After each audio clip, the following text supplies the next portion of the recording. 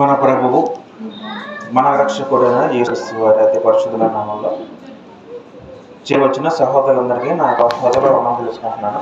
అందరికీ వందనాలు. ఇటువంటి గొప్ప కూటమి ప్రార్థన కూటమిని ఏర్పాటు చేసిన సహోదరులు, సేవకులు, మోషే గారికి, నన్ను ఆహ్వానించిన సంఘానికి, వేదిక లభించిన ఇమ్మని గారి సేవకులు వారికి మరొకసారి నా యొక్క వందనం తెలుసుకుంటున్నాను. ఇలాగా మనం మన అల్ప జీవిత కాలంలో మనం దేవుని వాక్యం ఎంత నేర్చుకుంటే మనం అంత మంచిది. ఎందుకంటే దేవుని వాక్యం అనేది మనం నిర్లక్ష్యం చేయకూడదు. మనం నిత్యత్వంలో మనం ప్రవేశించాలంటే భూలోక జీవితం అంటే మన జీవితం బట్టి మనం నిత్యత్వంలో మనం వెళ్ళగలిగే ఉన్నప్పుడు అటువంటి నిత్యతను మనం తీసుకెళ్ళగలిగేది భూప్రపంచంలో ఏదైనా ఉన్నదంటే అది ఏకైక పరిశుద్ధ గ్రంథం మాత్రమే. పరిశుద్ధ గ్రంథంలోనే దేవుని వాక్యం మాత్రమే మనల్ని దేవుని మాటలు మాత్రం మనల్ని పరలోకం తీసుకెళ్ళగల శక్తి కలదు. వాక్యము దేవుని శక్తి కలది. దేవుడు ఇప్పుడు వాక్య రూపంలో మన మీద ఉన్నాడు. మన అందరి హృదయంలో పరిశుద్ధ రూపంలో ఉంటే మన చేతిలో పరిశుద్ధ గ్రంథంలో వాక్య రూపంలో ఉన్నారు. కాబట్టి మనం దేవుడు మనకు అనుగ్రహించిన గొప్ప కృప చొప్పున మనం కొద్ది మాత్రం ఆలోచిద్దాం. నేను ఇవాళ మనం ఒక పాట కొంచెం ఆలోచిద్దాం. లెసన్ మనం టైటిల్ ఏ పెట్టుకోవచ్చు అంటే క్రీస్తునందు ఆధ్యాత్మిక అభివృద్ధి యొక్క 4 దశలు, స్పిరిచువల్ గ్రోత్ అని కూడా అనొచ్చు. అంటే క్రీస్తునందు మన ఆధ్యాత్మిక స్థితి ఏదైతే ఉందో, సేవకులు దావీదు గారిని కూడా మరి నేను రావాల్సిన కోరుచున్నాను.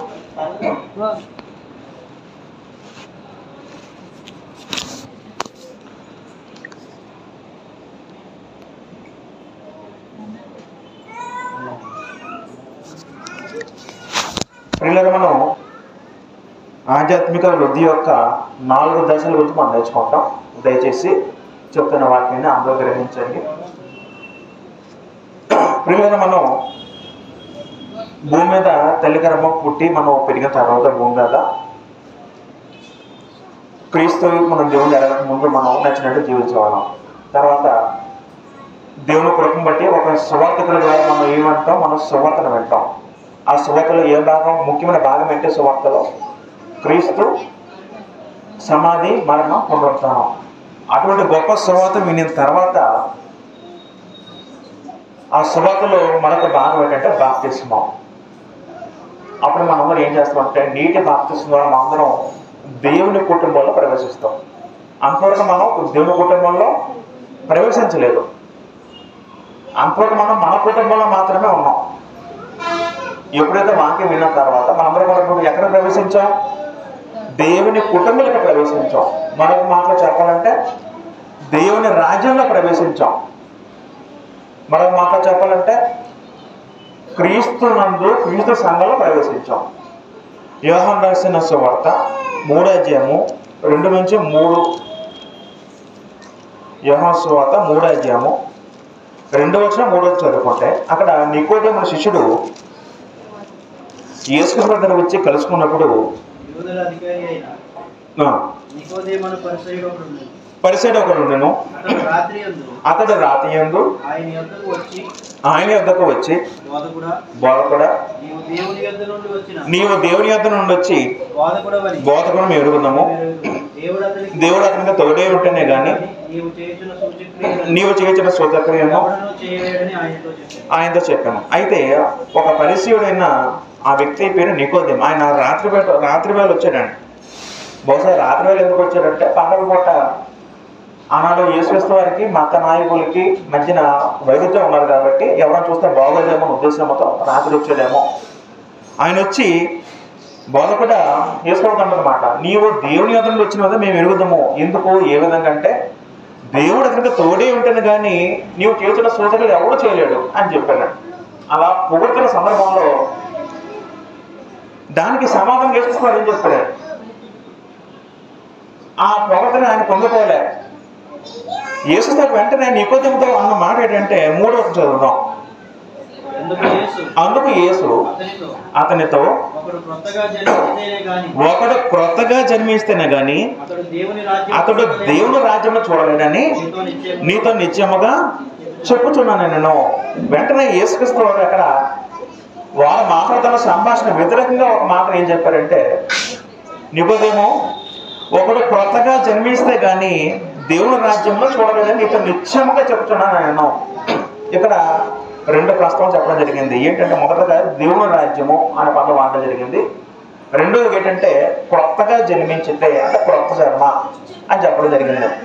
అప్పుడు నికోదేము అంటాడు, ముసలివాడిని నేను మళ్ళీ ఎలా జన్మించగలను, మళ్ళీ తల్లి గర్భం మళ్ళీ ప్రవేశించగలను అన్నప్పుడేమో యేసుక్రీస్తు 5వ వచనంలో ఏమంటారంటే, 5వ వచనం చదువుకుంటే, ఒకడు నీటి మూలముగాను ఆత్మ మూలముగాను జన్మిస్తే కానీ దేవుని రాజ్యంలో ప్రవేశింపలేడని నీతో నిశ్చయంగా చెబుతున్నాను నేను.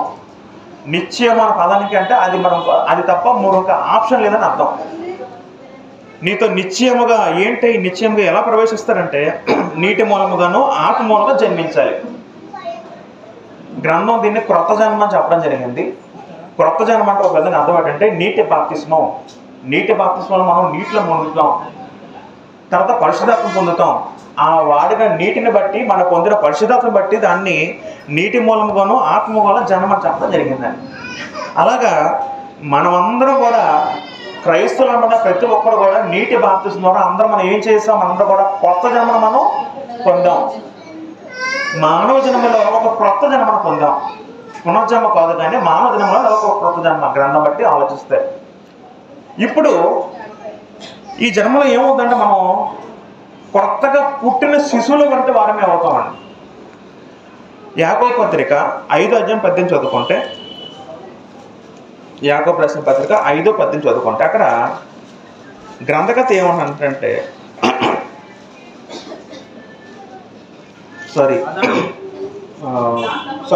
యాకోబు పత్రిక 1వ అధ్యాయం 18, ఆయన తాను సృష్టించిన వాటిలో మనం ప్రథమ ఫలముగా ఉండినట్లు సత్య వాక్యము వలన మనలను తన సంకల్ప ప్రకారము కనెను అని పదం ఉందండి. ఎవరికి అంటున్నారు ఇక్కడ? దేవుడికి అంటున్నారు. ఎవరికి అంటున్నారు అంటే సత్య వాక్యము వలన మనకు అంటున్నాడు. ఇదంతా ఎక్కడ జరిగే ప్రక్రియ అంటే బాప్తిస్మలో జరిగే ప్రక్రియ. బాప్తిస్మలో ఏం జరుగుతుందంటే దేవుడు మనల్ని తిరిగి అంటున్నాడు. జన్మ అంటే అర్థం ఏంటి? జన్మ అంటే ఒక తల్లి గర్భం నుండి ఒక బిడ్డ పుట్టడం జన్మ, అంతే కదా. కండం, తల్లి కండం ద్వారా ఒక జన్మ ఎత్తారు అంటారు ఒక బిడ్డ. అదేవిధంగా బాప్తిస్మలో ఏం జరుగుతుంది? బాప్తిస్మంలో దేవుడు మనల్ని కంటాడు. దేవుడు ఎవరికి అంటాడు?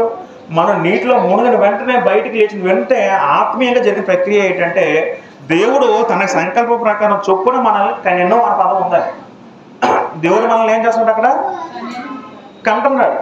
అప్పుడు మనం నీటిలో లేచిన వెంటనే అప్పుడు మనకు వచ్చిన బిరుదు ఏంటి? దేవుని కుమారుడు అని బిరుదు వస్తుంది.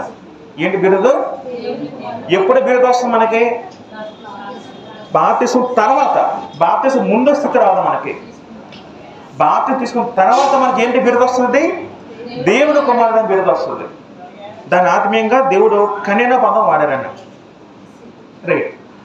ఇప్పుడు కనిన తర్వాత మనం క్రైస్తవులు అవుతాం.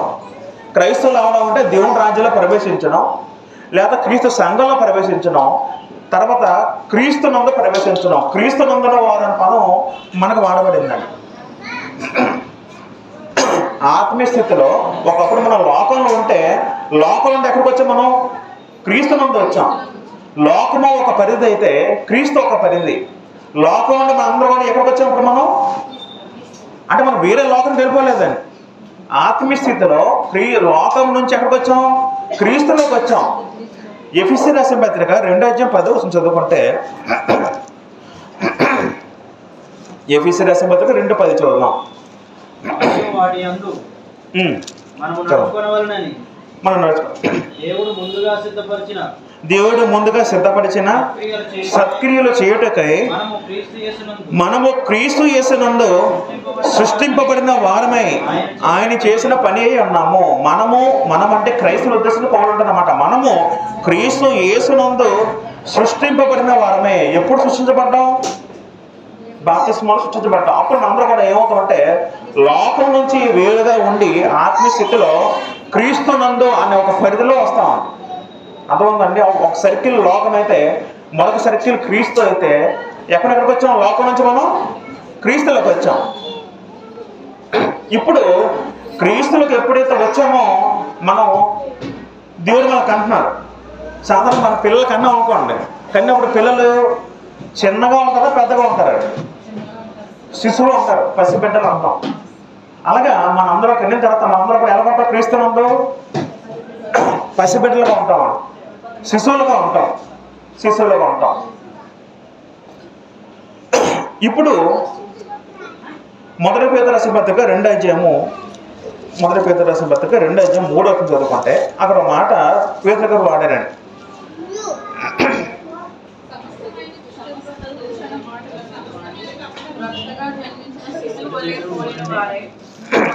మొదటి పేతురు 2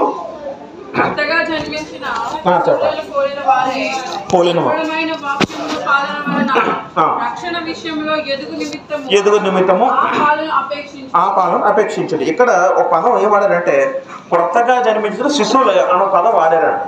అంటే మనందరం ఎప్పుడు శిశువులు అవుతాం? క్రీస్తునందు బాప్తిస్మంలో శిశువులు అవుతాం. అప్పుడు మన స్థితి ఏంటి? పసిబిడ్డల స్థితి.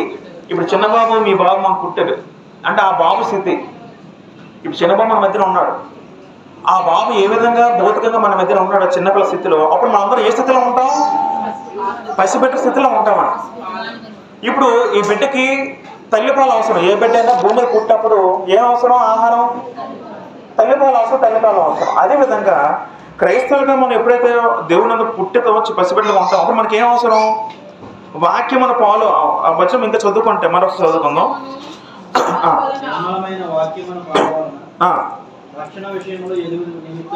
ఇది నిమిత్తము ఆ పాలను అపేక్షించుడు. ఇక్కడ పౌలు గారు ఏమంటారంటే, పేతురు గారు ఏమంటారంటే, నిర్మలమైన వాక్యమును పాలు వలన రక్షణ విషయంలో ఎదుగు నిమిత్తము. ఆ పదం అండర్లైన్ చేసుకోండి.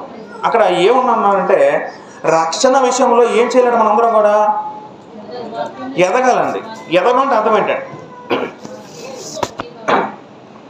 రక్షణ విషయంలో మనం అందరూ ఏం చేయాలండి? ఎదగాలి. జాగ్రత్త వినాలి. రక్షణ విషయంలో మనం ముందే రక్షణ పొందాం, బాప్తిస్మం పొందాం, రక్షణలోకి వచ్చాం. అప్పుడు మన స్థితి ఎలా ఉంది? శిశువు స్థితి. ఇప్పుడు చిన్నపిల్ల స్థితిలో మనం ఉన్నాం. అప్పుడు మనం ఏం చేయాలి? ఇప్పుడు అక్కడి నుంచి ఎదగాలి. అక్కడ తాగిపోవాలి. ఎదగాలి. అక్కడ తాగిపోతే సంపూర్ణ అయినట్టన్నా కాదు. అప్పుడు మనం అందరూ ఏం చేయాలంటే ఆ శిశువు బిడ్డ ఉన్న స్థితిలో నుంచి మనం అందరూ ఏం చేయాలి? ఎదగాలంటే ఏం చేయాలి? ఉదాహరణకి ఒక బాబు, ఒక చిన్నపిల్లలు ఉన్నాడు, ఒక బిడ్డ పుట్టిన తర్వాత ఎదగాలంటే ఏం చేయాలి? అవితకి ఏం అవసరం? మొదటి 2 సంవత్సరాల వరకు అయితే పాలు అవసరం. తర్వాత ఎదుగుతాం కొద్ది మనకి అవితకి ఏం అవసరం? గణపతితో సాలిడ్ ఫుడ్ అవసరం. అలాగా ఆ వ్యక్తి ఏం చేయాలి? మన భౌతిక వ్యక్తి ఎలాగైతే అభివృద్ధి చెందుతాడో ఆత్మీయ స్థితిలో కూడా ప్రతి ఒక్కరు కూడా అభివృద్ధి చెందాలి. దాన్ని స్పిరిచువల్ గ్రోత్ అన్నారు. ఎవరైతే అభివృద్ధి చెందట్లేదో అభివృద్ధి, మన ఉదాహరణకి ఒక బిడ్డ మనం కన్నాం, ఆ బిడ్డ అనేది అభివృద్ధి చెందితే మనం ఆనందపడతామా? అభివృద్ధి చెందకపోతే మనం ఆనందపడతామా? అభివృద్ధి చెందితేనే ఆనందపడతామా? ఉదాహరణకు ఒక బిడ్డ ఉన్నాడు, మన బిడ్డ అనుకోండి ఫర్ ఎగ్జాంపుల్.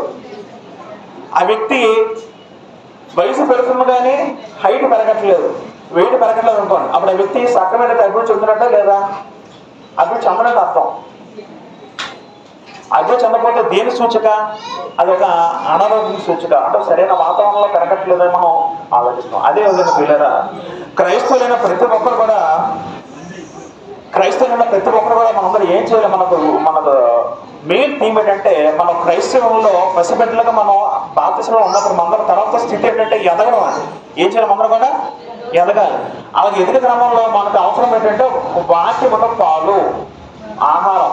అంటే ఆహారం మనకి ఏమేమి ఉండాలి? వాక్యం. అక్షయమైన ఆహారం ఏంటంటే వాక్యం. ఈ వాక్యం మనం ఏం చేయాలి? వాక్యం మనం ఎంత తీసుకుంటే ఆ వాక్యం అనేది మన హృదయంలో ఉండి మనం హృదయం ద్వారా పరిశుద్ధపరచబడి మనం ఏం చేస్తాం? ఇది రక్షణ విషయం మనం ఎదగబడుతూగా ఉంటాం. ఇలా పిల్లలు మనం ఆలోచిస్తే మీకు ఒక పాయింట్ ఏమర్థమైంది అంటే, దేవుడు మనకు కన్నడ విషయం మనకు అర్థమైంది. కన్నప్పుడు మనం అందరం ఏ స్టేజ్లో ఉన్నాం? పసిపిల్ల స్థితిలో మనం అందరం అర్థమైంది. తర్వాత మనకి ఏం అర్థం అవ్వాలి? రక్షణ విషయం అందరం ఏం చేయాలి? ఎదగల విషయం మనకు అర్థం అవ్వాలి. మనం 1 పేతురు 21 చదువుకుంటే 21 వచనంలో 1 పేతురు పత్రిక 1వ అధ్యాయం 21 మీరు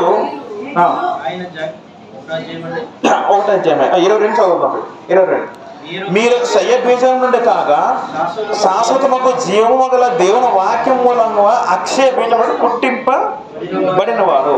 అంటే మరొక మాటలు కూడా క్రైస్తవుల్ని ఎలా చెప్పాడంటే క్షయ బీజము కాదు అక్షయ బీజం అన్నారండి.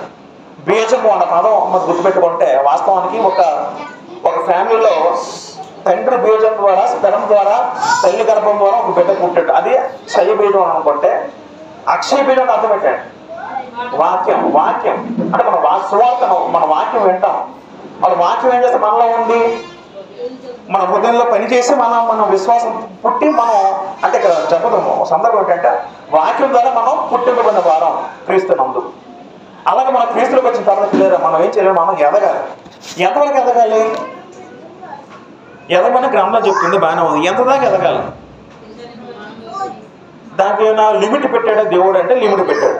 ఏంటి లిమిట్ అంటే ఎఫెసీయులకు రాసిన పత్రిక 4వ అధ్యాయం 15 చదువుకుంటే ఎదగడానికి ఒక సూచిక దేవుడు చెప్పాడండి, గ్రంథంలో రాయించాడు. ఏంటి సూచన ఆలోచిద్దాం. ఎఫెసీయులకు రాసిన పత్రిక 4వ అధ్యాయం 15 చదువుకుంటే ప్రేమ కలిగి సత్యము చెప్పుచు క్రీస్తు వలె ఉండుటకు మనము అన్ని విషయములలో ఎదుగుదుము. గ్రంథం స్పష్టంగా ఏం చెప్పిందంటే క్రైస్తవులకు అంటే క్రీస్తులో కనబడిన ప్రతి ఒక్కరు కూడా ఎదగమని చెప్పింది. ఎంతలో ఎదగాలంటే క్రీస్తు వలె ఎదగాలండి. ఎంతలో ఎదగాలండి? క్రీస్తు వలె ఎదగాలండి. ఇప్పుడు ఒక మనిషి ఎంతకాలం ఎదుగుతాడు? ఒక మనిషి అనుకున్న ఉదాహరణకి అంటే 18 సంవత్సరాల అయితే హైట్ అలా పెడుతూ ఉంటుందండి. తర్వాత హైట్ అయిపోతుంది. తర్వాత ప్రతి మనిషి లైఫ్లో ఒక స్టేజెస్ ఉంటాయండి. యవ్వన దశ, బాల్య దశ, తర్వాత వృద్ధాప్య దశ. అలాంటి స్టేజెస్ ఉన్నట్టు వృద్ధాప్య దశ అంటే ముసలితనం అనేది జీవితంలో ఏ విధంగా అయితే హైయెస్ట్ స్థితిలో ఉంటుంది, ఎదగడం స్థితిలో మనం అనుకుంటాం. అదేవిధంగా క్రీస్తులో మనం ఎంతవరకు ఎదగాలంటే క్రీస్తు వలె ఎదగాలి. క్రీస్తు వలె ఎదగాలని ఎఫెసీయులకు పత్రిక 4:15 ఉందండి. ఇంకా మనం 12 చదువుకుంటే అదే అధ్యాయం 12 చదువుకుంటే మనం అందరమును విశ్వాస విషయంలోను దేవుని కుమారునికి వచ్చిన జ్ఞాన విషయంలోను ఏకత్వము పొంది సంపూర్ణ పురుషులకు వరకు, సంపూర్ణ పురుషులు అని అండర్లైన్ చేసుకోండి. అనగా క్రీస్తునకు కలిగిన సంపూర్ణతకు సమానమైన సంపూర్ణత కలవారము వరకు ఆయన ఈలాగు నియమించును.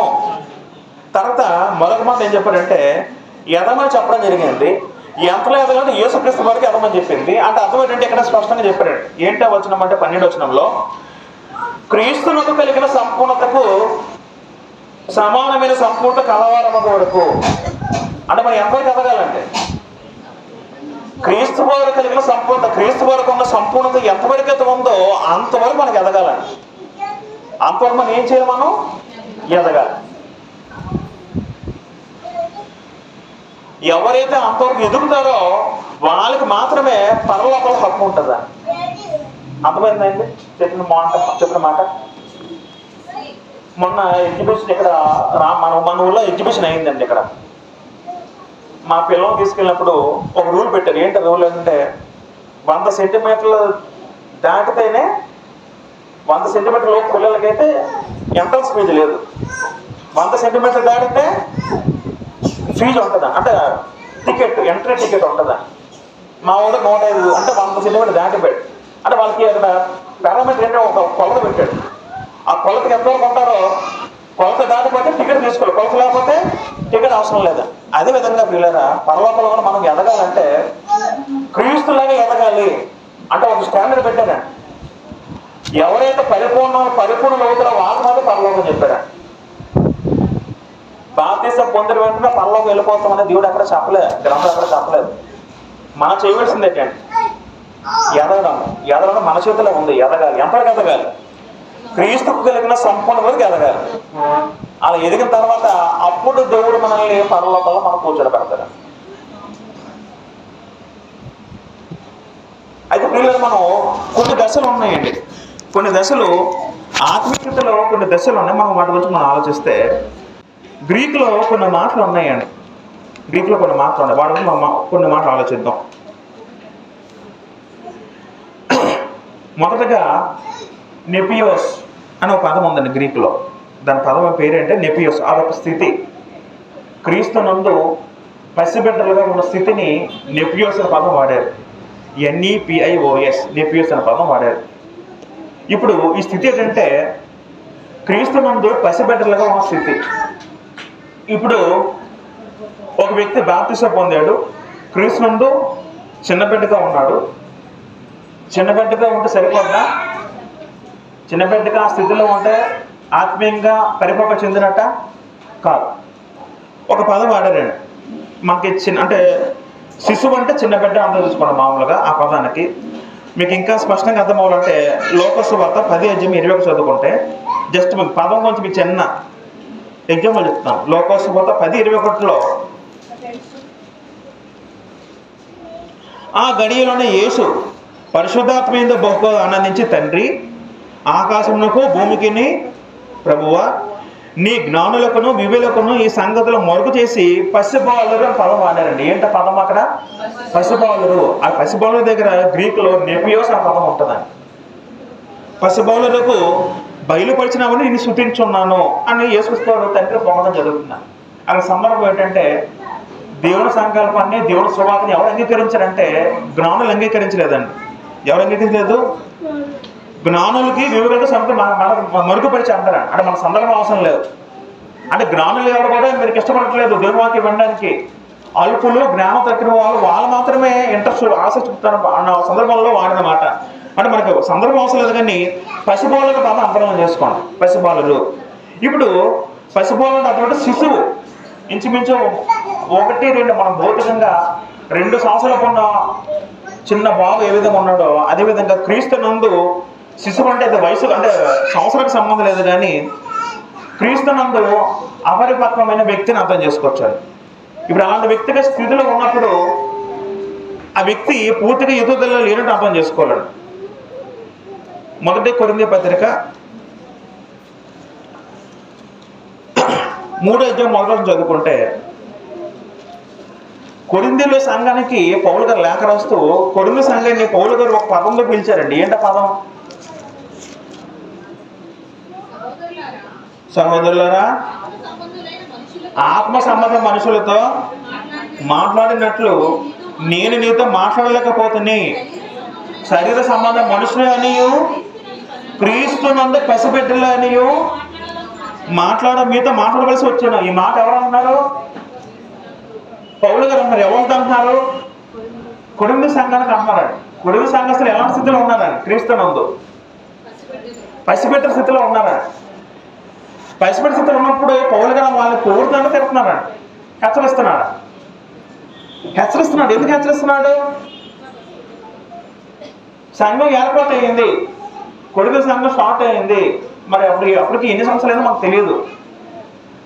సంఘస్థులు వస్తున్నారు, అందరూ క్రైస్తవులు బాప్తిసం పొంది. కానీ సంవత్సరంలో గడుస్తున్నా సరే వీళ్ళందరూ కూడా ఏ స్థితిలో ఉన్నారు? క్రీస్తునందు పసిబిడ్డ స్థితిలో ఉన్నారు. ఆత్మీయంగా క్రీస్తుని ఆత్మీయంగా పూర్తిగా ఎదగలేదు. ఏ స్థితిలో ఉన్నారని? పసిబిడ్డ స్థితిలో ఉన్నారని. అందుకే పౌలు ఏమంటారంటే ఆత్మ సంబంధ మనుషులతో మాట్లాడండి, మీతో మాట్లాడబోతున్నారండి. శరీర సంబంధ మనుషులు అని చెప్పడం జరిగిందా? శరీర సంబంధ మనుషులు అంటే అర్థం ఏంటంటే క్రీస్తుని ఎరగని వ్యక్తిగా చెప్పడం జరుగుతున్నారు. అది పొగడత కాదు. అది క్రీస్తునందు అది శరీర సంబంధం అంటే అది పొగడత కాదు, కొద్దిగా హెచ్చరించడం. మొదటి కొరింథీ పత్రిక, ఒక వ్యక్తి ఎవరైతే క్రీస్తులోకి వచ్చిన తర్వాత వెంటనే ఆ వ్యక్తి పసిబిడ్డ స్థితిలో ఉండిపోకూడదు. అలా ఉండిపోతే అది యేసుక్రీస్తు వారు దేవుడు మెచ్చే స్థితి అయితే కాదు. అలా ఉండిపోవడం వల్ల నష్టాలు ఉన్నాయి. నష్టాలు ఉన్నాయి లేదా? ఉన్నాయి. కొరింథీ సంఘంలో వచ్చిన నష్టం ఏంటి? మొదటి కొరింథీ పత్రిక 3:4 చదువుకుంటే, ఒక నేను పౌలు వాడను, నేను అపోలో వాడను,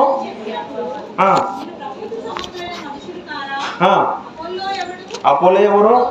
పౌలు ఎవరు? పరిచారకులే కదా.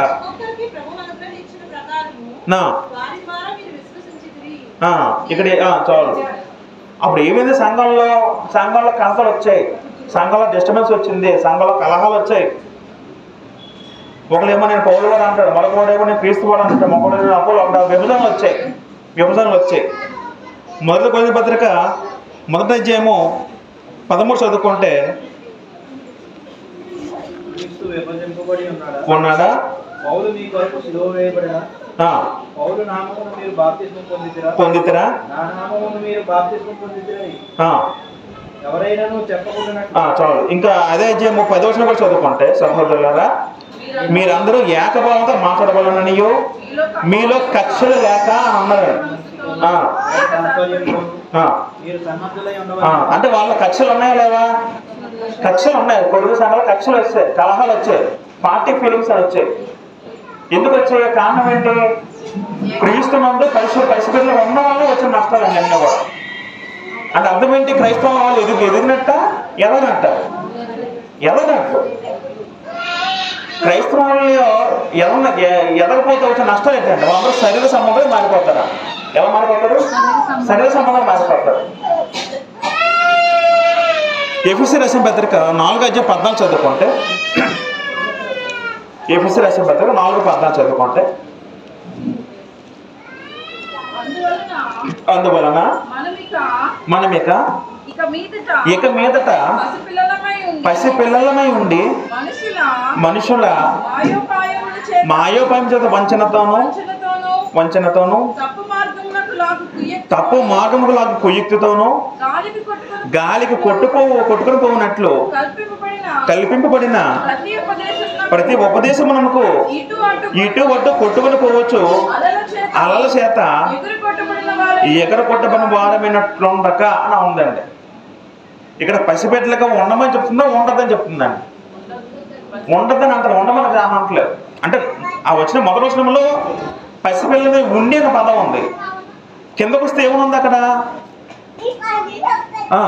అక్కడ ఆలోచన ఎగబొట్టు వారిని ఉండకని అన్నాడు. అంటే పసిబిడ్డలకు ఉంటే ఒకటి నష్టాలు ఏంటో చెప్పడం జరిగింది. ఏంటో నష్టాలు చదువుకుంటూ ఆలోచిస్తే, మొదటగా మనుషుల మాయకుల చేత వంచనతోనూ తప్పు మార్గంలాగా కుయుక్తితోనూ గాలికి కొట్టుకున్నట్లు కలిపిన ప్రతి ఉపదేశం మనకు అటు ఇటు కొట్టుకొని పోవచ్చు అలల చేత ఎగర కొట్టబడిన వారేమన్నట్టు ఉండగా, క్రీస్తునంత పసిబిడ్డగా ఉండిపోతే పరిస్థితి ఎలాగొద్దంటే, ఒక అబద్ధ బోధ వస్తే అబద్ధ బోధకు మారిపోయే బిడ్డగా మారిపోతాడు. ఒక శోధన వస్తే శోధనకు లొంగిపోయేవాడుగా మారిపోతాడు. ఒక దురాశ వస్తే దురాశ జరిగించబడగా తన శరీర సంబంధం మారిపోతాడు. శరీర ఆశలు నెరవేర్చబడగా మారిపోతాడు. ఇవన్నీ ఎలా ఉండే స్థితి? క్రీస్తునందు పసిబిడ్డలుగా ఉంటే జరిగే స్థితి. కాబట్టి మొదటి దశ ఏంటంటే ఆత్మీయ స్థితిలో పసిబిడ్డల స్థితి. క్రీస్తునందు పసిబిడ్డలుగా మనం ఉండిపోతే అది దేవుడు క్రీస్తు మరి అంగీకరించే స్థితి అయితే కాదండి, మనం ఎదగాలి. తర్వాత మరొక స్థితి ఏంటంటే చిన్నపిల్లల స్థితి. దీని గ్రీకులో ప్యాడియన్ అనే పదం వాడారు. PAIDION ప్యాడియన్ అనే పదం వాడారు. మీకు మొదటి యోహాను రాసిన పత్రిక వెళ్తే మనం అక్కడ మొదటి యోహాను రాసిన పత్రిక 2వ అధ్యాయము 12, 13, 14 చదువుకుంటాం ఒకసారి. చిన్నపిల్లలారా, ఆయన నామం బట్టి మీ పాపములు క్షమింపబడిన కనుక మీకు రాయిస్తున్నాను. తర్వాత ఏమంటారు 13లో, తండ్రులారా మీరు ఆది నుండి ఉన్నవారిని నెరిగి ఉన్నారు కనుక మీకు రాయిస్తున్నాను. కదా, యవనస్తులారా మీరు దుష్టుని జయించున్నారు కనుక మీకు రాయిచున్నాను. 14 చిన్నపిల్లలారా మీరు తండ్రిని ఎరుగున్నారు కనుక మీకు రాయిచున్నాను. తండ్రులారా మీరు ఆది నుండి ఉన్నవాని ఎరిగి ఉన్నారు కనుక మీకు రాయిచున్నాను. యవనస్తులారా మీరు బలవంతులు, దేవుని వాక్యము మీ యందు నిల్చున్నది, మీరు దుష్టుని జయించున్నారు కనుక మీకు రాయిచున్నాను. చాలు. ఇక్కడ యోహాను గారు సంఘాలకు లేఖ రాసినప్పుడు 3 పదాలు వాడారండి. ఏంటి పదాలు? చిన్నపిల్లల పదం వాడారు. రెండోది ఏంటి? తండ్రుల పదం వాడారు. మూడో పదం ఏంటి? యవనస్తు పదం వాడారు. ఇప్పుడు ఈ 3 పదాలు అక్షరార్థంగా వాడారా లేకపోతే ఆత్మీయార్థంలో వాడారా? అక్షరార్థం అయితే కాదు. అసలు చిన్నపిల్లలకి దేవుని వాక్యం అర్థమవుద్దా? ఇప్పుడు ఇలాంటి పిల్లలను ఉద్దేశించే చిన్నపిల్లలు అంటే వాళ్ళకి ఏం అర్థమవుతుంది పిల్లలు? ఇక చెప్పన్న మాట అక్షరార్థన భాష అయితే కాదా, ఆత్మీయార్థంలో బాధ. అక్కడ సంఘం ఉద్దేశిస్తూ యోహాను ఏమన్నారంటే చిన్నపిల్లల పదం వాడారు, యవనస్తుల పదం వాడారు, తండ్రులంత పదం వాడారు. చిన్నపిల్లల కన్నా యవనస్తులు బలవంతులు కాదా? బలవంతులు. యవనస్తుల కన్నా పెద్దవాళ్ళు ఇంకా మెచ్యూరిటీ ఎక్కువ ఉంటుందా? చిన్నపిల్లలు మెచ్యూరిటీ ఎలా ఉంటుందో తక్కువ ఉంటుంది. యవనస్తుల్లో ఇంకా పెద్దవాళ్ళు ఎక్కువ ఉంటుందా? పరిపక్వ పూర్తి వచ్చిన తర్వాత పెద్దవాళ్ళు. ఇక్కడ 3 స్టేజ్లు రాశారండి. అది అలంకారంగా ఆత్మీయశుద్ధి ఉద్దేశించి చెప్పిన మాట తప్ప అది అక్షరార్థం అయితే మాట కాదు. ఇక్కడ పిల్లలారా పదం వాడారండి, చిన్నపిల్లలారా పదం వాడారండి. చిన్నపిల్లలారా అంటే రెండో స్థితిలో ఒక వ్యక్తి ఉన్నారు, బాప్తిసం పొందాడు, పసిపెట్టకు మొదలుకున్నాడు, తర్వాత వాక్యము ఎదుగుతున్నాడు. అప్పుడు ఆ వ్యక్తి ఎలా స్థితికి వచ్చాడంటే చిన్నపిల్ల స్థితికి వచ్చాడు. అయితే చిన్నపిల్ల స్థితిలో ఉన్నప్పుడు ఇంక ఎదలేకపోతున్నాడు, అక్కడే ఉండిపోతున్నాడు. మనం చిన్నపిల్ల స్థితిలోనే ఆత్మస్థితిలో ఉండిపోతే వచ్చే నష్టాలు అంటే ఇక్కడ చెప్తున్నాడు. అదే మొదటి యోహాను పత్రిక 2వ అధ్యాయము మొదటి వచనం చదువుకుంటే, మొదటి వచనంలో నా చిన్నపిల్లలారా మీరు పాపము చేయకుండాటకై ఈ సంగతులు మీకు రాయిచున్నాను అన్నారా. నా చిన్నపిల్లలారా మీరు పాపము చేయకుండాటకే మీకు సంగతి రాయిచున్నాను అంటున్నాడు. చిన్నపిల్లలు అంటే అక్కడ మనం ఎలా అర్థం చేసుకోవాలంటే క్రీస్తునందు పసిబిడ్డల కన్నా కొంచెం ఎదిగిన స్థితి. అవుట వరకు మాట్లాడుతున్న మాటలు మీరు పాపం చేయకూడదు అని చెప్తున్నారండి. ఎందుకు వాళ్ళు చెప్తుంటే వాళ్ళు కొంచెం బలహీనలు. ఇంకా పసిబిడ్డలు పూర్తిగా బలహీనలు అయితే చిన్నపిల్లలు ఎలా ఉండేవారంటే కొంచెం బలం కలిగిన వాళ్ళు, ఎక్కువ బలం కాదు కొంచెం బలం కలిగిన వాళ్ళు. అలాంటి వారు ఎలా ఉంటారంటే ఒక శోధన వచ్చింది అనుకోండి, ఒక శ్రమ వచ్చింది అనుకోండి, వెంటనే వాళ్ళు పాపలు లొంగిపోతారండి. పాపలు లొంగిపోతున్నట్టుగా ఉంటారు. కాబట్టి యోహాను గారు ఏమంటే అలాంటి వాళ్ళని ఉద్దేశించి మీరు పాపము చేయకుండాకే మీరు జాగ్రత్తగా చెప్పమని చెబుతున్నారు. అంటే వాళ్ళకి పాపం అంటే తెలుసు, అయితే పాపం చేయడానికి వాళ్ళు ఇంకా అటు ఇటుగా ఉన్నారు, పూర్తిగా బలంగా చాలలేదు. అదే అధ్యాయము 14వ వచనం చదువుకుంటే చిన్నపిల్లలారా మీరు తండ్రిని ఎరిగి ఉన్నారు కనుక మీకు రాయిచున్నాను అంటున్నాడు. అంటే అర్థం ఏంటి? క్రీస్తునందు రెండో స్థితిలో రెండో స్టేజ్ ఎవరు ఉన్నారు ఆ వ్యక్తులందరికీ క్రీస్తు ఎవరు తెలుసు, తండ్రి ఎవరు తెలుసు. కాబట్టి వాళ్ళకి ఇంకా పాపాన్ని జయించేంత శక్తి వాళ్ళు రావట్లేదు. అర్థమవుతుంది? పాపం జయించే శక్తి వాళ్ళు రావట్లేదు. ఇప్పుడు ఆ స్థితిలో మనం ఉన్నాం అనుకోండి, అప్పుడు ఏమవుతుంది? నష్టం ఏంటంటే సాతాను ఆ వ్యక్తిని పడదోయబడే అవకాశం ఉందా? క్రీస్తునందు చిన్నపిల్ల స్థితిలో ఏమైనా ఉంటే ఆ వ్యక్తి అటు ఇటుగా ఉండడు. కాబట్టి ఆ వ్యక్తిని సాతాను వెంట పడే వచ్చాడు. ఎందుకంటే ఎక్కువ స్ట్రాంగ్గా లేడు కాబట్టి సాతాను వ్యక్తిని వాడుకుంటాడు. విశ్వాసంలో వెనక్కి వెళ్ళిపోయే అవకాశం ఉందా?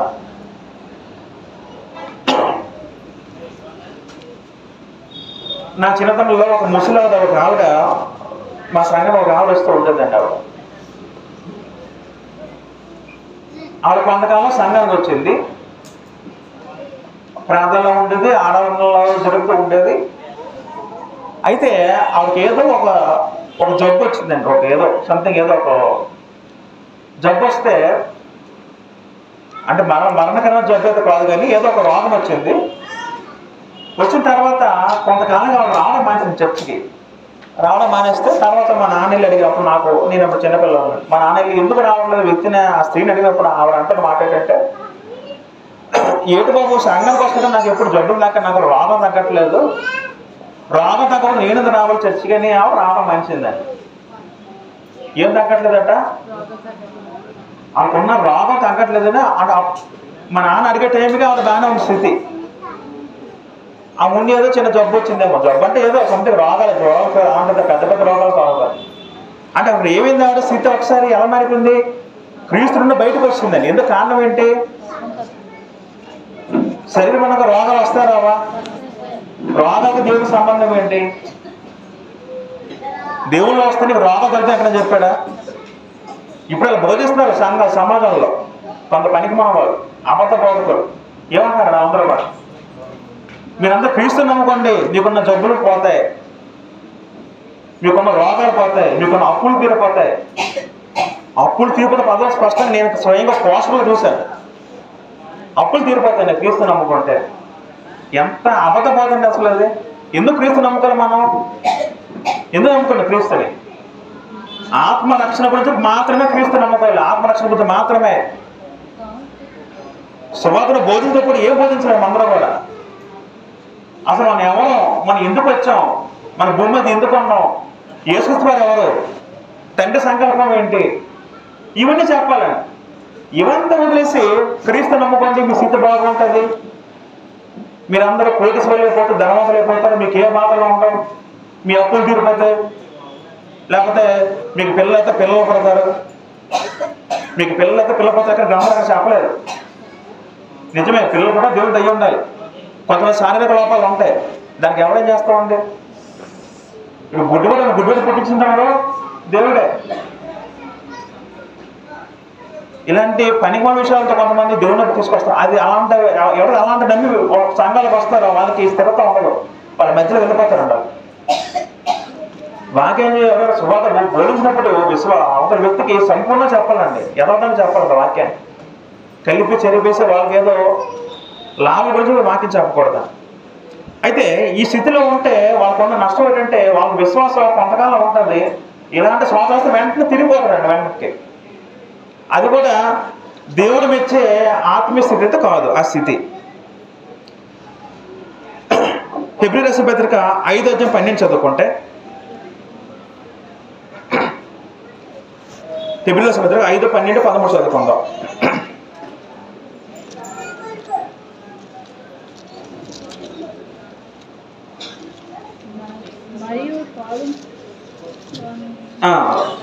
చదవండి దయచేసి ఎవరొకరు. 5:12 కాలమును బట్టి మీరు బోధకులుగా ఉండవలసిన వారై ఉండగా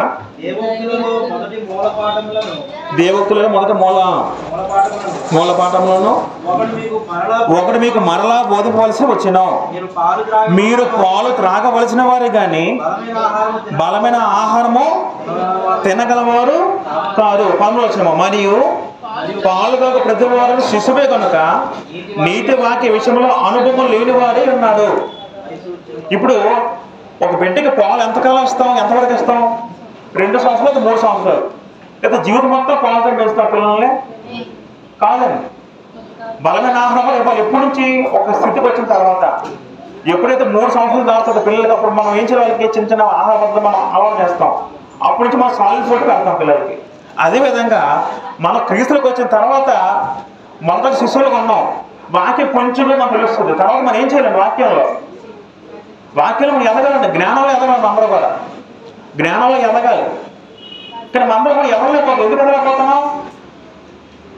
మన ఆసక్తి మనము చూడలేకపోతున్నాం,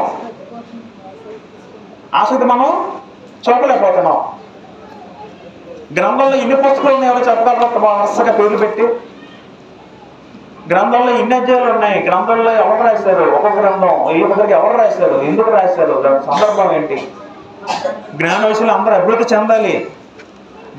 దేవుని జ్ఞానం అభివృద్ధి చెందాలి. చాలా మంది వాళ్ళ ఉద్యోగం గురించి ఎన్నో రకాల కోర్సులు చదువుతారండి, బీటెక్లు ఎంటెక్లు అన్ని చదువుతూ ఉంటారు. కానీ వాక్యంలో ఎలా ఉన్నారు? అందరూ కూడా తక్కువ స్థితిలో ఉన్నారండి.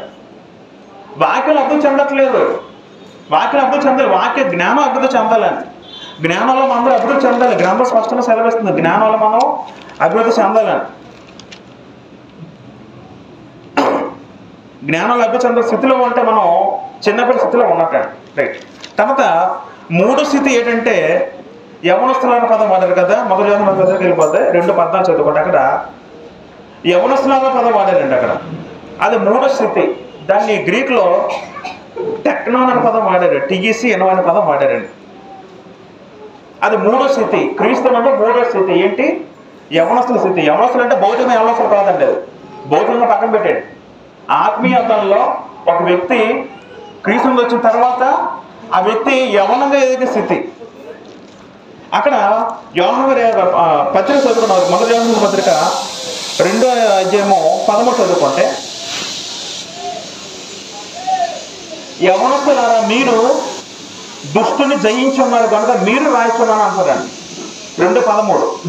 మళ్ళీ అదే పత్రిక 2వ అధ్యాయం 14 వస్తే 14 కిందకు వస్తే, యవనస్తులారా మీరు బలవంతులు, దేవుని వాక్యము మీ యందు నిలుచున్నది అని పదం వాడారండి. మీరు దుష్టుని జయించున్నారు. అది ఎన్నో స్థితి? క్రీస్తునందు మూడో స్థితి. యవనస్తులు ఉంటే, యవనస్తులు అంటే భౌతిక యవనస్తులు కాదు. ఫస్ట్ స్థితి ఏంటి? పసిపిల్లల స్థితి. రెండో స్థితి ఏంటండి? చిన్నపిల్లల స్థితి. మూడో స్థితి ఏంటి? క్రీస్తునందు యవనందు స్థితి. ఆ స్థితిలో మనం వెళ్ళిపోతే మనం ఆ వ్యక్తి ఎలా ఉంటారండి? బలంగా ఉంటారు. ఎలా ఉంటారు? స్ట్రాంగ్గా ఉంటారండి. స్ట్రాంగ్ అంటే భౌతిక కండల బలం కాదండి, ఆత్మీయంగా స్ట్రాంగ్గా ఉంటారు. ఎలా ఉంటారు? ఉండకుండా అలాంటి వ్యక్తి చుట్టూ దుష్టుడు భయపడతాడండి. అది ఎంత గొప్పతో ఆలోచించాలి. దుష్టుడు వాణిని మొట్టడు. మళ్ళీ చదువుకున్నాం వచ్చినాం, యవనస్తులారా మీరు బలవంతులు అంటే యవనస్తుల పదం సంఘంలో యవనస్తులు ఉంచుకుని అలాగే మాట కాదండి. ఆత్మీయంగా బలంగా స్థితిలో ఉన్న వారిని ఉద్దేశిస్తే ఏమన్నా, యవనస్తులా మీరు బలవంతులు, దేవుని వాక్యము మీ యందు నిలిచి ఉన్నది, మీరు దుష్టుని జయించున్న పదం వాడారండి.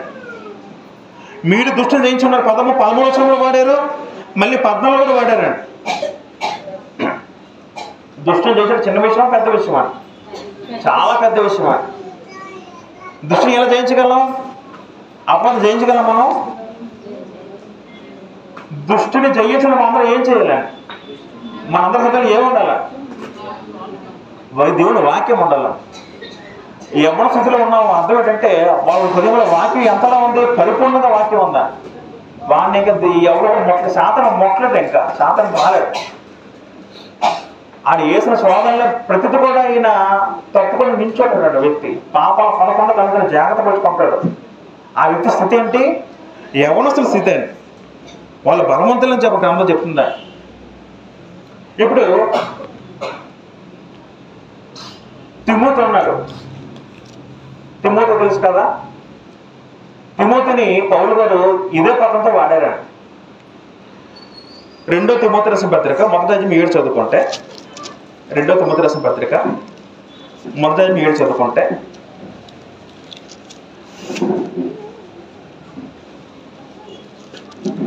దేవుడు మనకు శక్తియు ప్రేమయు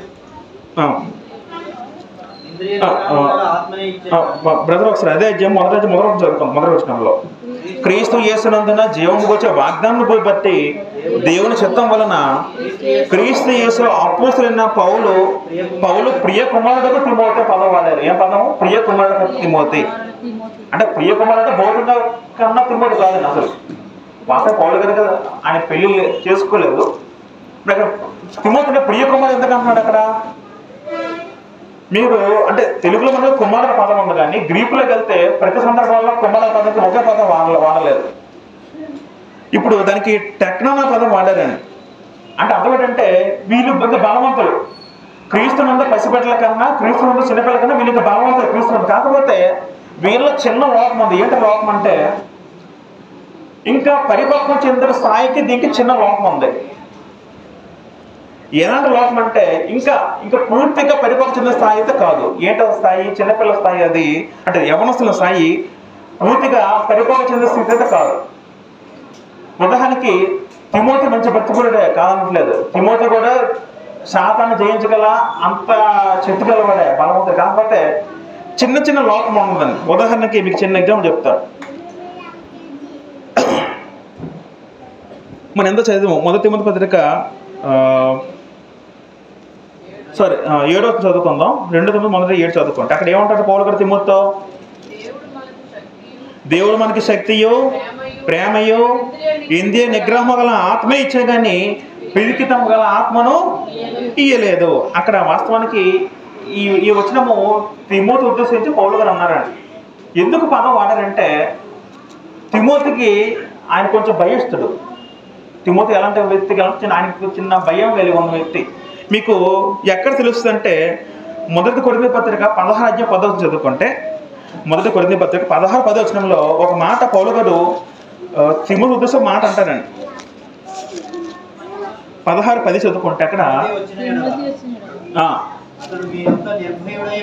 అతడు మీ యొద్ద నిర్భయుడై ఉండేది చూసుకోండి అంటాడు సంఘానికి. అంటే ఆయనకి కొంచెం భయం కలిగిన వ్యక్తి, మీరు కొంచెం మీ యొద్ద భయం లేకుండా ఉన్నా మీరు చూసుకోండి అన్నారండి. ఎవరన్నారు ఈ మాట? తిమోతి ఉద్దేశంతో పౌలు గారు అంటారు మాట అండి. అక్కడ మీకు అర్థమవుతున్న పాయింట్. అంటే ఇది కూడా పూర్తిగా పరిపక్వ చెందిన స్థితి అయితే కాదండి. ఇంకా కొంచెం ఎదగాలి, ఇంకా కొంచెం పరిణతి చెందాలి.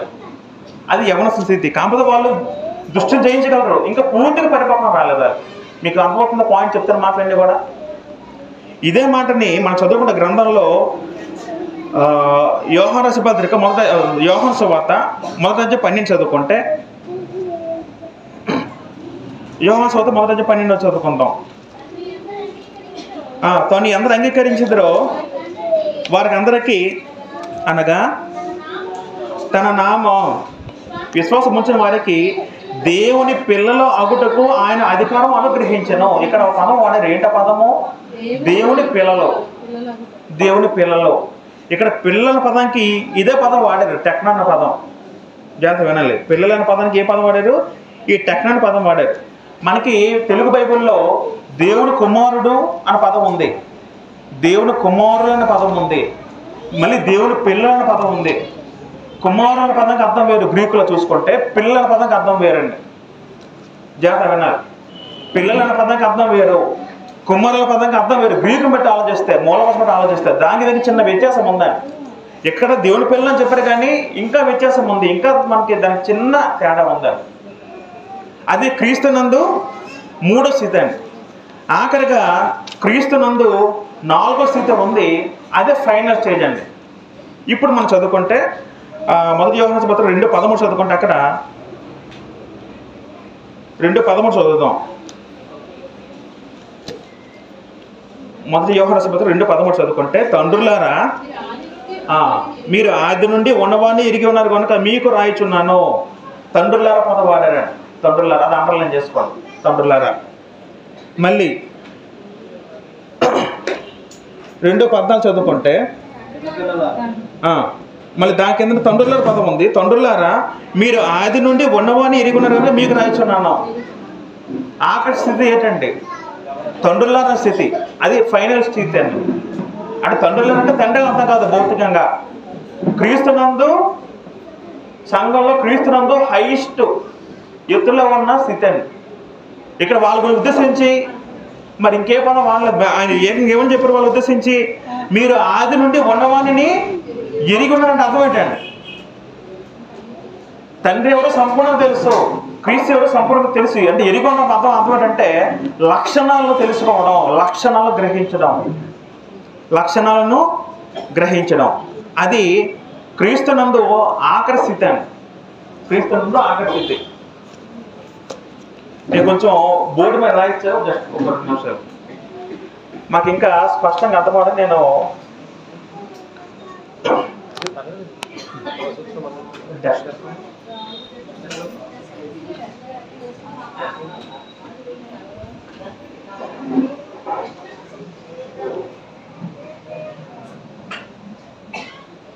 ఇది నేను చదివేస్తున్న పనులు కదా.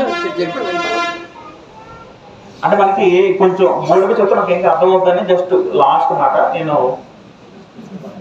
క్రీస్తునందు ఆఖరి స్థితి ఏంటంటే ప్రియులారా, అది దాన్ని గ్రీక్లో హుయోస్ అనే పదం వాడారు.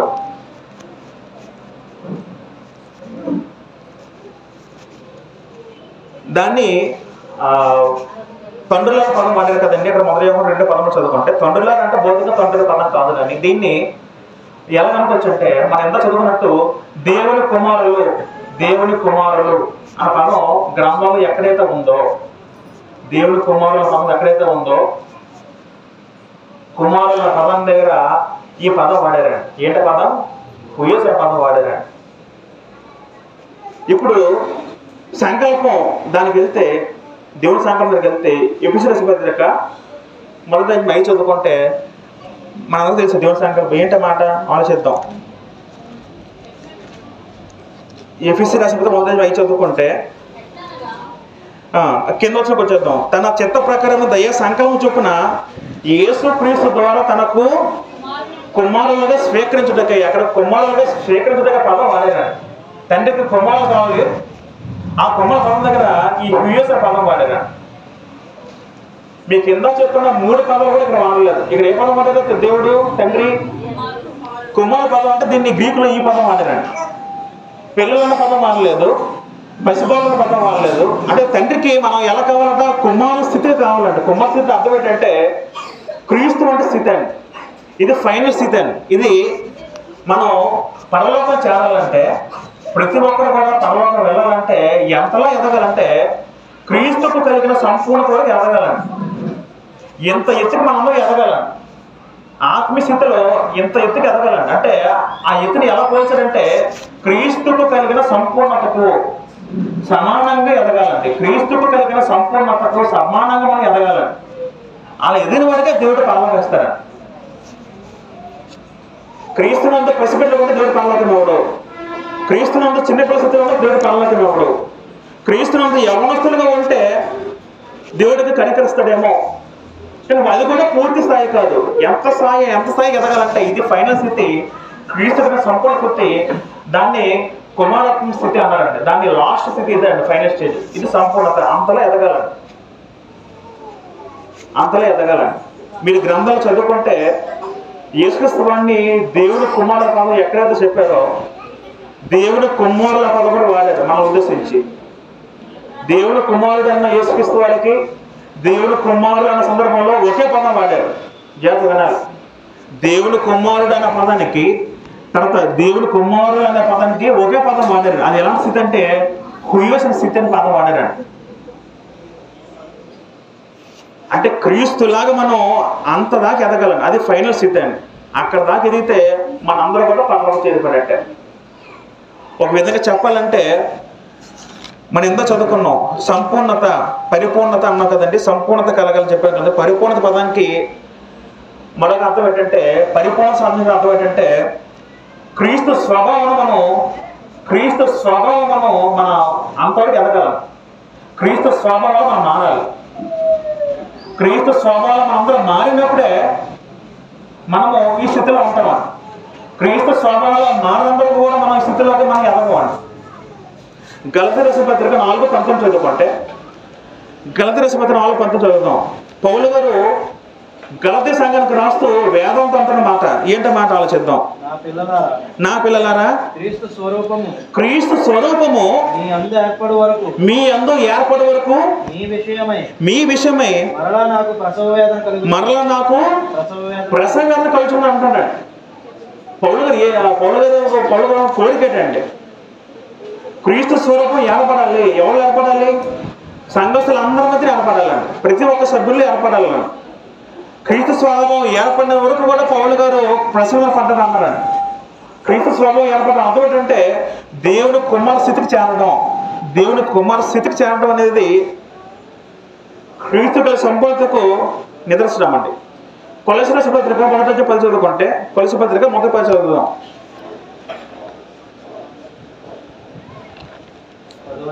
అందుచేత ఈ సంగతి వినిన నాటి నుండి మేము మీ నిమిత్తం ప్రార్థన చేయటకు మానక మీరు సంపూర్ణ జ్ఞానమును ఆత్మ సంబంధమైన వివేకం గలవారును ఆయన చిత్తమును పూర్ణముగా గ్రహించిన వారునై ప్రతి సత్కార్యములోను సఫలులగుచు దేవుని విషయమైన జ్ఞానమందు అభివృద్ధి పొందుచు అన్ని విషయములలో చాలు. మళ్ళీ 28 చదువుకుంటే 28 ప్రతి మనుషుని అందరూ జాగ్రత్త వినాలి. కొలసీ పత్రిక 1:28 ప్రతి మనుషుని క్రీస్తునందు సంపూర్ణంగా చేసి క్రీస్తునందు సంపూర్ణంగా చేయడానికి పౌలు గారు అపోస్తలులు అందరూ కృషి చేశారండి.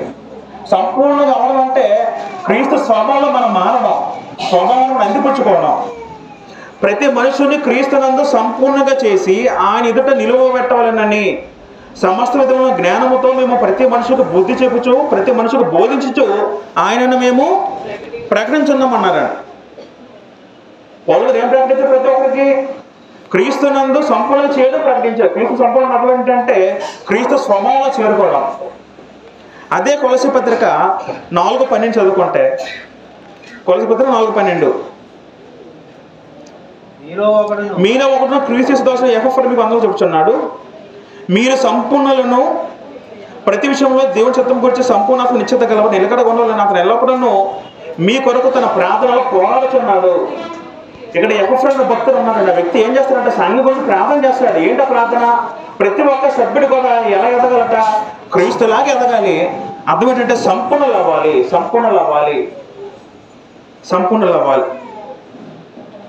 సంపూర్ణులు ఎందుకు అవ్వాలంటే మన తండ్రి దేవుడు పరిపూర్ణుడు. మనకు తెలుసు. మత్తయి సువార్త చదువుకుంటే తండ్రి దేవుడు ఏ విధంగా పరిపూర్ణుడో పరిపూర్ణతన పదానికి మనకి గ్రీకులో తెలియసిన పదం వాడారు. ఇక్కడ మనం ముగించేస్తాను. యేసుక్రీస్తు వారు ఏ విధంగా పరిపూర్ణుడో తండ్రిని దేవుడు కూడా పరిపూర్ణుడు అండి. మత్తయి సువార్త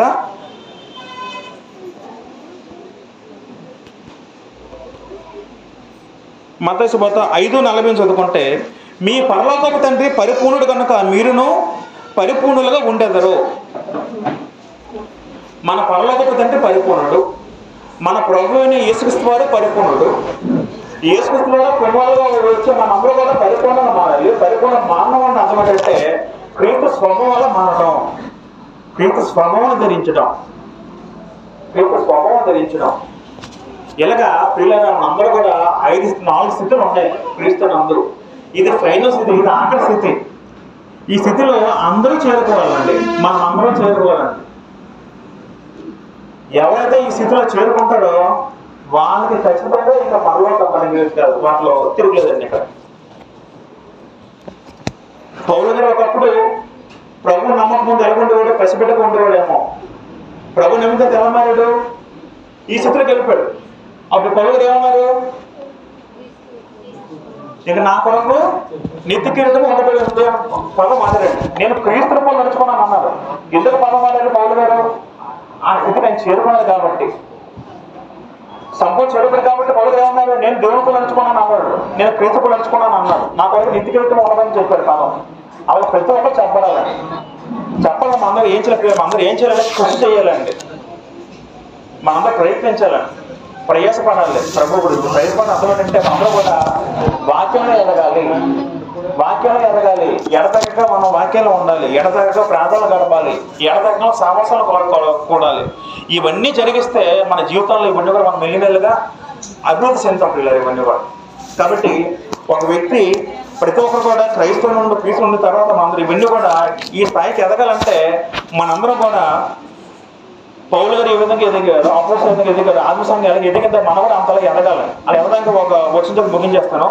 అపోస్తల కార్యము 2:40 చదువు ముగించేస్తాను. అపోస్తల కార్యము 2:40 చదువుకుంటే అపోస్తల కార్యము 2:40 చదువుదాం. వీరు అపోస్తల బోధ యందును సహవాసమందును రొట్టె విరుచుటి యందును ప్రార్థన చేయుట యందును ఎడతెగక ఉండిరి. వాక్యముతో ఎలా ఉండాలి? ఎడతెగక ఉండాలి. సహవాసమందు ఎలా ఉండాలి? ఎడదగా ఉండాలి. అంటే అర్థం ఏంటంటే ఎక్కువ మన జీవితంలో ఎక్కువ సార్లు ఎక్కువ సమయం దేవునితో గడపాలి, సహవాసంలో గడపాలి. సహవాసంలో మిస్ అవ్వకూడదు, ప్రార్థన మిస్ అవ్వకూడదు, కూడికలు మిస్ అవ్వకూడదు, సంఘ ఆరాధన మిస్ అవ్వకూడదు, వాక్యాన్ని తక్కువ నిర్లక్ష్యం చేయకూడదు, వాక్యాన్ని ఎక్కువ చదవాలి, వాక్యంలో ఎక్కువ ఉండాలి, ప్రార్థనలు ఎక్కువ గడపాలి. ఇవన్నీ కూడా మనందరినీ క్రీస్తు యొక్క పరిపూర్ణ స్థాయికి నిల్చోబెట్టే ఇవన్నీ కూడా సాధనాలన్నీ కూడా. అందుకు అందరూ ఏం చేయాలి? మనం కూడా ప్రయాసపడాలండి. ప్రయాసపడకుండా ఏది రాదండి. మన జీవితంలో మన కుటుంబం గురించి, మన గురించి ప్రయాసపడతాం. అవునా కదా? కష్టపడతాం. మరి దేవుని గురించి ప్రయాసపడుతున్నామా? దేవుని గురించి కష్టపడుతున్నామా? ప్రశ్నించుకుందాం. ప్రయాసపడకుండా ఎవరు కూడా దేవుని దగ్గర చేరలేదండి. మనం 1 తిమోతి పత్రిక మనం చదువుకుంటే 6:11 దైవజనుడా నీవైతే వీటిని విసర్జించి నీతిని, భక్తిని, విశ్వాసమును, ప్రేమను, ఓర్పును, సాత్వికమును సంపాదించుకుంటూ ప్రయాసపడము అంటాడు తిమోతిలో పౌలు. ప్రయాసపడాలని.